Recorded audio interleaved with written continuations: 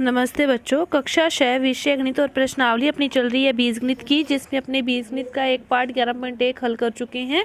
तो 11.2 के क्वेश्चन देखते हैं क्या दे रखे हैं आपको। देखो पहला क्वेश्चन क्या दे रखा है कि एक समबाहु त्रिभुज की भुजा को L से दर्शाया गया है, तो इसके परिमाप को व्यक्त करो आप L का प्रयोग करते हुए। पहली बात तो कि समबाहु त्रिभुज किसे कहते हैं। समबाहु त्रिभुज किसे कहते हैं? तीन भुजाओं से घिरी बंद आकृति को क्या कहते हैं? त्रिभुज कहते हैं। और समबाहु त्रिभुज जिसकी प्रत्येक भुजा समान हो उसे कहते हैं समबाहु त्रिभुज। कि यदि इसकी एक ये भुजा L है, ये भी L है, तो फिर ये भी कितनी है? L है। कि जिस त्रिभुज की तीनों भुजाएं समान हो उसे कहते हैं समबाहु त्रिभुज। तो परिमाप क्या होता है? परिमाप क्या होता है? सभी भुजाओं का योग उसका परिमाप कहलाता है। तो L प्लस L करोगे तो कितने L हो जाएंगे? 3L। कि एक L प्लस 2L प्लस तीसरा L, तीनों का योग कितने L हो जाएगा? 3L हो जाएगा। तो फिर इसका परिमाप क्या आ जाएगा? 3L आ जाएगा। इसी तरह आपसे पूछ रहे हैं कि इस षटभुज का परिमाप ज्ञात करना है जिसकी सारी भुजाएं बराबर है। तो 1 2 3 4 5 6, तो इसमें कितनी भुजाएं हैं? 6। तो 6 गुना भुजा ही परिमाप होता है, नहीं तो सभी का योग होता है। तो कैसे भी कर लो तो 6L इसका उत्तर आएगा। इसके बाद देखो अगला क्वेश्चन क्या दे रखा है कि घन की एक त्रिविमीय आकृति आपको दे रखी है। इसके 6 फलक होते हैं और ये सभी क्या होते हैं? सर्व समवर्ग होते हैं। घन किसे कहते हैं? घन की 3 विमाएं होती है, लंबाई चौड़ाई ऊंचाई, जिस घन बहुफलक की तीनों जो विमाएं हैं वो बराबर होती है उसे घन कहते हैं।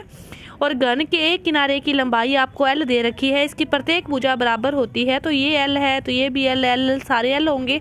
तो आपसे क्या पूछा है कि घन के किनारों की कुल लंबाई ज्ञात करो।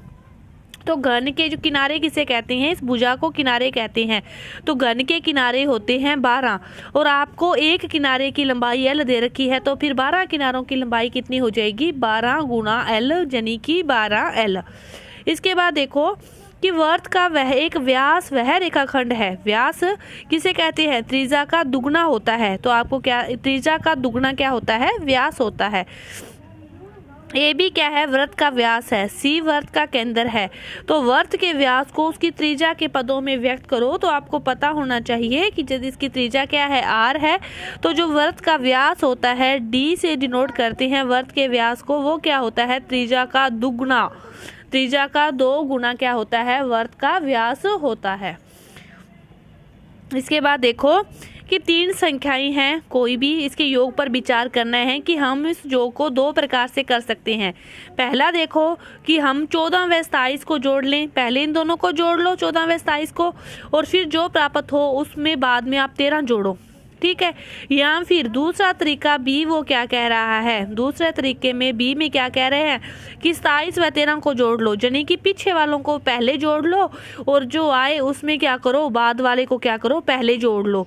यानी कि 14 प्लस 27 पहले जोड़ के या तो 13 जोड़ लो, या फिर 27 प्लस 13 जोड़ के उसमें 14 जोड़ लो। तो इस गुण को क्या कहते हैं? साचर्य गुण। जो 3 संख्याओं के युग्मों पर दर्शाया जाता है, इस गुण को कहते हैं साचर्य गुण। कि कोई भी 3 संख्याएं हो आपके पास, उसमें जोड़ या गुणन की कोई भी संक्रिया लगानी हो कि A है, B है, C है, 3 है, योग क्या संक्रिया लगा रहे हो कि यदि पहले वाले को पहले जोड़ रहे हो और फिर क्या कर रहे हो कि बाद वाले को आप बाद में जोड़ रहे हो। पहले बाद वालों को जोड़ के फिर पहले वाला जोड़ रहे हो, या फिर पहले वालों को जोड़ के फिर बाद वाला जोड़ रहे हो। तो ये गुण क्या कहलाता है? साचर्य गुण कहलाता है। ये गुण क्या कहलाता है? साचर्य गुण कहलाता है। कि ऐसे किन्हीं भी 3 संख्याओं के लिए किया जाता है, यह गुण संख्याओं के योग का साचर्य गुण कहलाता है।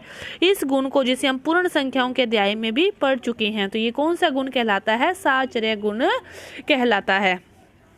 तो आपकी ये जो प्रश्नावली है 11.2 पूरी हुई। धन्यवाद।